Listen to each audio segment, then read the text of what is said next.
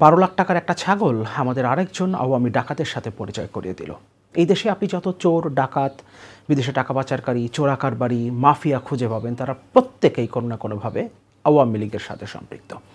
সুতরাং স্বাভাবিকভাবেই যে রাজস্ব কর্মকর্তা, যিনি বর্তমানে এনবিআরের একজন সদস্য, মতিউর রহমানও আওয়ামী লীগের রাজনীতির সাথে সম্পৃক্ত এবং এই সরকারের আশীর্বাদেই সে হাজার কোটি টাকার মালিক হয়েছে এবং একটা ছাগল শেষ পর্যন্ত এই আওয়ামী ডাকাতকে আমাদের সামনে এনে উপস্থাপন করলো, যিনি তার সন্তানকে পর্যন্ত অস্বীকার করেছিলেন, যদিও একদিনের মধ্যেই বিষয়টা পরিষ্কার হয় যে তিনি আসলে সেই ইফাতের বাবা, যিনি 12 লাখ টাকায় একটা ছাগল কিনেছিলেন। এর আগেও তিনি 62 লাখ টাকায় কোরবানি করেছেন।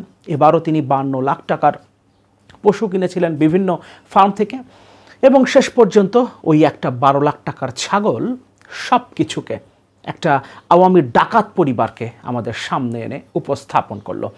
পুরো ঘটনাটাই আমরা জানি, কারণ গত কয়েকদিনে সামাজিক যোগাযোগ মাধ্যমে এই বিষয়টা নিয়ে যত আলোচনা হয়েছে, আমাদের কোনো বিষয় আসলে জানবার বাকি নেই। নতুন যে বিষয়টা আমাদের সামনে এসছে সেটা হলো এই পরিবার, রাজস্ব কর্মকর্তা মতিউর রহমানের পরিবারও আওয়ামী লীগের ছত্রছায়ায় থেকে এই সরকারের আশীর্বাদে হাজার কোটি টাকার মালিক হয়েছে, যেখানে 19 বছর বয়সী একটা ছেলে 52 লাখ টাকার পশু কিনতে পারে কোরবানির জন্য। আমরা নিশ্চয়ই ইতিমধ্যে জেনে গেছি এনবিআরের সদস্য মতিউর রহমানের দুজন স্ত্রী, যার মধ্যে প্রথম স্ত্রী নরসিংদীর রায়পুরা উপজেলা পরিষদের চেয়ারম্যান, আওয়ামী লীগ সমর্থিত চেয়ারম্যান, এবং তিনি নরসিংদী জেলা আওয়ামী লীগের ত্রাণ ও পুনর্বাসন বিষয়ক সম্পাদক এবং এমপির অত্যন্ত ঘনিষ্ঠজন। দ্বিতীয় স্ত্রী ফেনী 2 আসনের আওয়ামী লীগের এমপি নিজাম হাজারীর মামাতো বোন। সুতরাং মতিউর রহমানের পুরো পরিবারটাকেই আমরা আওয়ামী পরিবার বলতে পারি। প্রথম স্ত্রী সরাসরি আওয়ামী লীগের রাজনীতির সাথে সম্পৃক্ত, আওয়ামী লীগ সমর্থিত উপজেলা পরিষদ চেয়ারম্যান এবং জেলা আওয়ামী লীগের একজন সম্পাদক। দ্বিতীয় স্ত্রী বাংলাদেশের অন্যতম একজন মাফিয়া, আওয়ামী লীগের সংসদ সদস্য নিজাম হাজারীর মামাতো বোন। সুতরাং পুরো পরিবারটাই আওয়ামী পরিবার এবং এভাবেই আওয়ামী লীগের ছত্রছায়ায় থেকে তারা হাজার কোটি টাকার মালিক হয়েছে। কিছুদিন আগেই বেনজির আহমেদের হাজার হাজার কোটি টাকার সম্পদের তালিকা আমাদের সামনে এসেছিল, আমরা অবাক হয়েছিলাম। এরপর সাবেক ডিএমপি কমিশনার আসাদুজ্জামান মিয়ার অবৈধ সম্পদের তালিকা যখন আমাদের সামনে আসলো, আমরা অবাক হয়েছি। এবার আমাদের সামনে এসছে ছাগল কাণ্ডে ফেসে যাওয়া এই এনবিআর সদস্য, সাবেক রাজস্ব কর্মকর্তার হাজার কোটি টাকার সম্পদের বিবরণ। যুগান্তর একটা অনুসন্ধানী প্রতিবেদন প্রকাশ করেছে, সেটা নিয়ে রিপোর্ট করেছে মানবজমিন।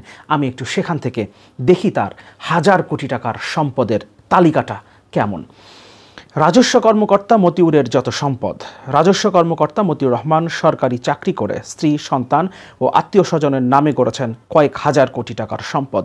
এরই মধ্যে দেশেই প্রায় 500 কোটি টাকার স্থাবর সম্পদের হদিস মিলেছে। ঢাকা, গাজীপুর, সাভার, নরসিংদী ও বরিশাল সহ দেশের বিভিন্ন জায়গায় বাড়ি, জমি, ফ্ল্যাট ও প্লট রয়েছে। এছাড়াও সরকারি বেসরকারি ব্যাংকের নিজের এবং পরিবারের সদস্যদের নামে এফডিআর ও শেয়ার বাজারে নিজ নামে অর্ধশত কোটি টাকা বিনিয়োগ আছে। এমনকি ছাগল কাণ্ডে আলোচিত তরুণকেও কিনে দিয়েছিলেন প্রাডো, প্রিমিও ও ক্রাউনের মতো 4টি বিলাসবহুল গাড়ি। অথচ এই রাজস্ব কর্মকর্তা সারা জীবনে সরকারি যত বেতন পেয়েছেন, পুরো বেতন যোগ করলেও সম্ভবত এই 4টা বিলাসবহুল গাড়ির দামের সমান হবে না, যেটা তিনি তার এই 19 বছর বয়সী ছেলেকে, যাকে তিনি পরে আবার অস্বীকার করেছিলেন ছেলে হিসেবে, তাকে কিনে দিয়েছেন। এসব গাড়ি তার বিভিন্ন কোম্পানির নামে রেজিস্ট্রেশন করা। কিনে দিয়েছেন দামি দামি পাখিও। যুগান্তরের প্রতিবেদনে এমন তথ্য উঠে এসেছে। গণমাধ্যমটির তথ্য অনুযায়ী মতিউর রহমানের স্ত্রী, সন্তান ও ঘনিষ্ঠদের নামে ঢাকাতেই অন্তত 2 ডজন বিলাসবহুল ফ্ল্যাট রয়েছে। 2 ডজন, 24টিরও বেশি ঢাকাতেই বিলাসবহুল ফ্ল্যাট রয়েছে। বসুন্ধরা ডি ব্লকের 7 এ রোডের 384 নম্বর ভবনের মালিক তিনি।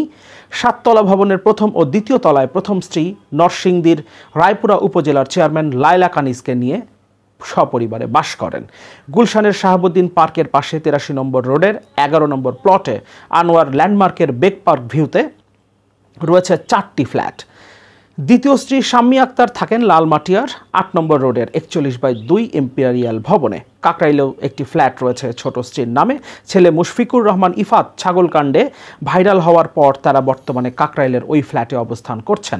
এছাড়া ধানমন্ডির 27 নম্বরে একাধিক ফ্ল্যাটের হদিস পাওয়া গেছে। বিলাসবহুল ফ্ল্যাট, ডেভেলপার কোম্পানি শান্তা ডেভেলপারের করা বিভিন্ন ভবনে তার 8টি ফ্ল্যাট রয়েছে বলে জানা গেছে। এসব ফ্ল্যাট প্রথম স্ত্রীর সন্তান ফারজানা রহমান ইপসিতা ও ছেলে আহমেদ তৌফিকুর রহমান অর্ণবের নামে কেনা হয়েছে।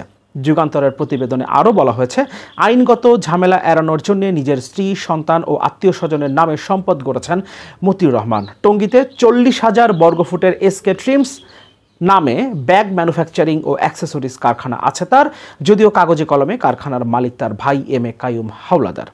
ময়মনসিংহের ভালুকায় 300 বিঘা জমিতে ও বরিশালের গ্লোবাল শুজ নামে 2টি জুতা তৈরির কারখানা আছে।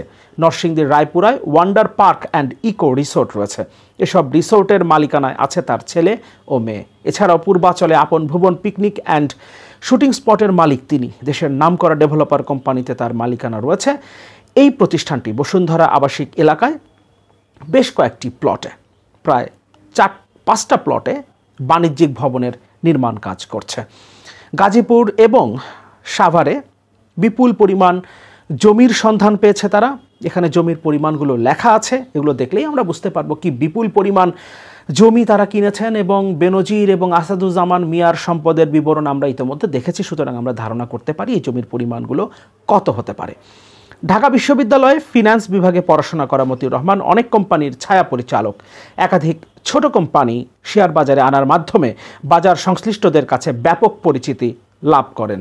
শেয়ার বাজার কারসাজিতে জড়িতদের সঙ্গে তার ঘনিষ্ঠ যোগাযোগ রয়েছে বলে অনুসন্ধানে জানা গেছে। এবং শেয়ার বাজার কারসাজিতে জড়িত কারা সেই ব্যাপারটা নিশ্চয়ই আমরা জানি, এবং তারা যে কী পরিমাণ শক্তিশালী সেই ব্যাপারেও আমাদের ধারণা আছে। স্বয়ং অর্থমন্ত্রী বলেছেন তাদের দিকে হাত বাড়ানোর ক্ষমতা, সাবেক অর্থমন্ত্রী বলেছিলেন এরা এত শক্তিশালী যে তাদের দিকে হাত বাড়ানোর ক্ষমতা সরকারের নাই। এবং তাদের সাথে ঘনিষ্ঠ যোগাযোগ ছিল এই মতিউর রহমানের, এখনও আছে ইনফ্যাক্ট। ডক্টর মতিউর রহমান বুধবার বেসরকারি এক টেলিভিশনকে দেওয়া সাক্ষাৎকারে বলেন, কমিশনার থাকাকালে কেউ 1 টাকার দুর্নীতি প্রমাণ করতে পারলে আমাকে যে শাস্তি দেওয়া হবে তা আমি মাথা পেতে নেব। কথাগুলো কেমন যেন মিলে যাচ্ছে। বেনজিরও ফেসবুক লাইভে এসে একই ধরনের কথা বলেছিলেন। রাজস্ব আদায় পারফরমেন্সে কখনো ফেল করিনি, অথচ দুর্ভাগ্য আমার চাকরি জীবনের প্রতিটি প্রমোশনের আগে দুদক তদন্ত করেছে। এখন আবার সদস্য পদে পদোন্নতির আগে ষড়যন্ত্র শুরু হয়েছে। তিনি আরও বলেন, বাংলাদেশে একজন ব্যবসায়ী পাওয়া যাবে না যিনি বলতে পারবেন মতিউর রহমান তার সঙ্গে দুর্নীতি করেছেন। এটা 100% আস্থার সঙ্গে বলতে পারি। ব্যবসায়ীদের সাথে মিলেই সব কাজ যদি তিনি করে থাকেন তাহলে ব্যবসায়ীরা অবশ্যই তার দিকে আঙ্গুল তুলবেন না। এবং একজন রাজস্ব কর্মকর্তার দিকে একজন ব্যবসায়ী আঙ্গুল কেন তুলবেন? কারণ তিনি যে সুযোগ সুবিধাগুলো ব্যবসায়ীদের দিয়েছেন তার বিনিময়েই এই হাজার হাজার কোটি টাকার সম্পদ তিনি গড়েছেন।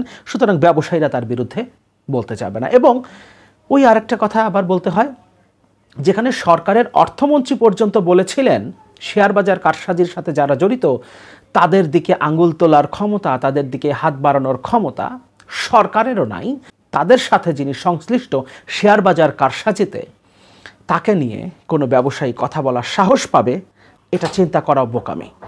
একটা ছাগল, 12 লাখ টাকার একটা ছাগল আরেকজন আওয়ামী ডাকাতকে আমাদের সাথে পরিচয় করিয়ে দিল। এবং আমরা জানতে পারলাম এই দেশে যত চোর, ডাকাত, মাফিয়া, বিদেশে টাকা পাচারকারী, চোরাকারবারি আছেন তারা প্রত্যেকেই আওয়ামী লীগের রাজনীতির সাথে সম্পৃক্ত। আর একটা কথা বলে শেষ করব, একটা ছাগল মতিউর রহমানের মতো একজন আওয়ামী ডাকাতকে আমাদের সাথে পরিচয় করিয়ে দিলেও আমরা এটাও জানি এই সরকার মতিউর রহমানদের কোনো বিচার করবে না, বেনজিরদের কোনো বিচার হবে না এই দেশে। আজিজের বিরুদ্ধে স্যাংশন দিয়েছে মার্কিন যুক্তরাষ্ট্র, বাংলাদেশ সরকার তার কোনো বিচার করবে না। আসাদুজ্জামান মিয়াকেও বিদেশে পালিয়ে যাওয়ার সুযোগ তৈরি করে দিয়েছে এই সরকার। মতিউর রহমানও নিশ্চিতভাবেই যখন দেখবেন তিনি ফেঁসে যাচ্ছেন তিনিও বিদেশে পালিয়ে যাবেন এবং এই সরকার পালিয়ে যাওয়ার সুযোগ তৈরি করে দেবে। কারণ এদের বিচার তারা করতে পারবে না, কারণ এরাই এই সরকারের, এই মাফিয়ারাই, এই চোর ডাকাতরাই এই সরকারের ক্ষমতায় টিকে থাকার খুঁটি। সুতরাং এদের বিচার এই সরকার করবে না। কিন্তু যেদিন এই সরকারের পতন হবে সেদিন প্রত্যেককেই বিচারের মুখোমুখি হতে হবে। তিনি যেখানেই পালিয়ে যান না কেন তাকে সেখান থেকে নিয়ে এসে বিচারের মুখোমুখি করা হবে। সুতরাং এখনও যারা এই সরকারকে সাপোর্ট দিয়ে যাচ্ছেন তারা মনে রাখবেন একদিন আপনাদেরকেও এভাবেই এক্সপোজ করা হবে এবং আপনারা নিশ্চিতভাবেই বিচারের মুখোমুখি হবেন। সুতরাং এখনও সময় আছে। মাফিয়া সরকারের পক্ষ ত্যাগ করে জনগণের পক্ষ নিন, তাহলে হয়তোবা জনগণ আপনাদেরকে ক্ষমা করতে পারে।